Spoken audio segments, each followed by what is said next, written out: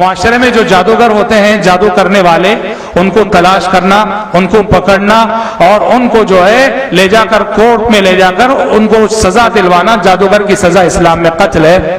ये जो जादूगरों का ततब्बो करने वाला शोबा है, इसके सदर और प्रेसिडेंट हैं शेख आदिल बिन ताहिर अल मुकबिल। बड़े आलिम हैं और काफी जादूगरों को इन्होंने पकड़ा है, काफी जादूगरों को इन्होंने सजाए मौत दिलाई है।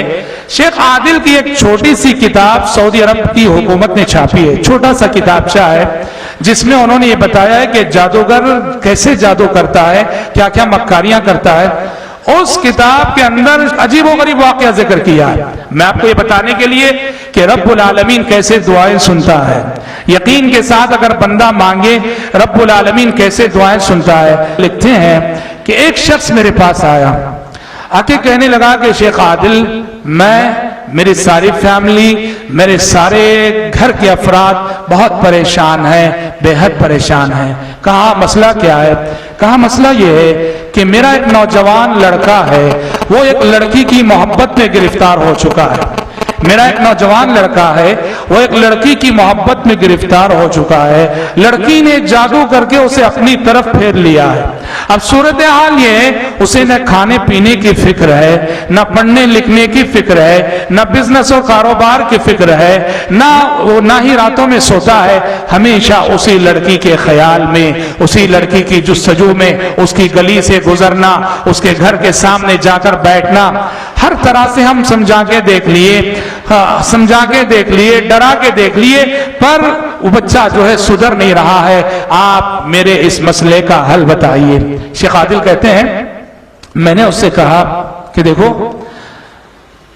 तुम्हारी इस मुश्किल और तुम्हारी इस मुसीबत के दो इलाज मैं बताता हूं और यकीन के साथ इस पे अमल करना। तो कहा सबसे पहला इलाज यह है कि तुम भी और तुम्हारे घर के सारे फैमिली मेंबर्स कसरत से अल्लाह ताला से इस्तिग़फ़ार करें, कसरत से इस्तिग़फ़ार करें।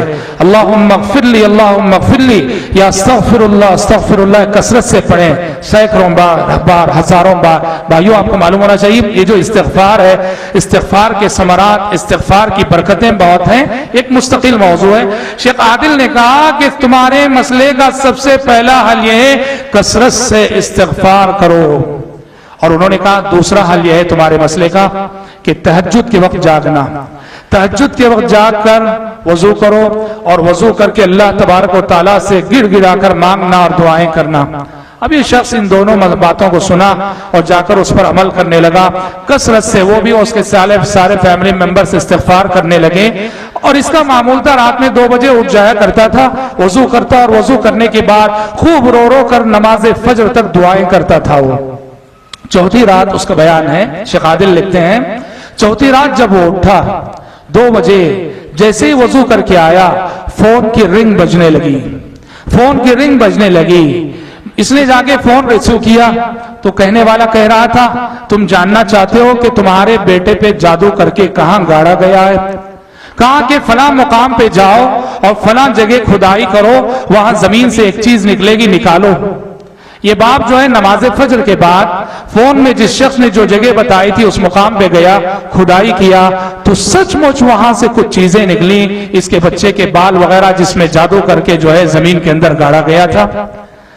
5वीं रात वो तो निकाल दिया, यानी चौथी रात नमाज फज्र के बाद जाके जो कुछ मिला उसको निकाल दिया। और 5वीं रात हसब मामूल जब वो 2 बजे जागा फिर से दुआ करने के लिए और वजू करके आया तो फिर से फोन की रिंग बजने लगी। इसने जाके फोन रिसीव किया तो कहने वाला कह रहा था कि एक और मुकाम पे भी जो है गाड़ा गया है, जाओ वहां भी खुदाई करके वहां से भी निकालो। ये नमाज फज्र के बाद गया और वहां जहां जो निशानदेही की गई थी जिस जगह की, वहां खुदाई किया तो वहां से भी कुछ चीजें निकली। और जादू जो है, किसी भी चीज में जादू करके जो जमीन में गाड़ा जाता है, खुदाई करके उसको निकाल दिया जाता है तो जादू बातिल हो जाता है, या कम से कम उसका असर जो है कम तो जरूर होता है। ये जैसे ही जो है दोनों जगह से ये चीजें निकाला, बेटे का जहन जो है ठीक हो गया, उसका ख्याल बिल्कुल बदल गया, बच्चा ठीक हो गया। शेख आदिल लिखते हैं जो इस किताब के मुसन्निफ हैं, वो बाप इन दोनों चीजों को जो दोनों दिन उसे मिली थी अपनी दो जेबों में रखकर मेरे पास ले आया और मुझे दिखाकर शुक्र अदा कर रहा था। लिखते हैं जब शिकायत करने के लिए आया था तब भी वो रोते हुए आया, और अब जो आया अब भी रोते हुए आया। पहले जो है गम के आंसू थे, अब खुशी के आंसू थे। शेख आदिल लिखते हैं इस वाक्य को जिक्र करने के बाद कि वो कौन था जिसने के फोन किया, वो कौन था जिसने के फोन किया, फोन करने वाला कौन था, फोन करके किसने खबर दी, फोन करके किसने बताया। इसके जवाब में वो कुरान की एक आयत लिख के आगे बढ़ जाते हैं, वमा यालमु जुनूदा रब्बिका इल्ला हु, तुम्हारे रब के लश्करों को तुम्हारे रब के सिवा कोई नहीं जानता, तुम्हारे रब की फौजों को तुम्हारे रब के सिवा कोई नहीं जानता।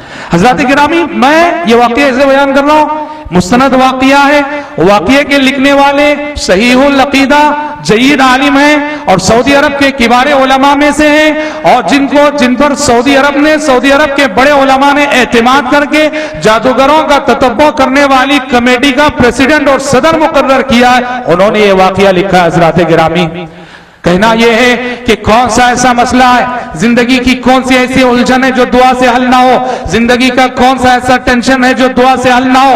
हजरत गिरामी, मेरा और आपका मसला यह है, हमारी दुआओं में यकीन की कैफियत नहीं है, हमारी दुआएं यकीन की कैफियत से महरूम है।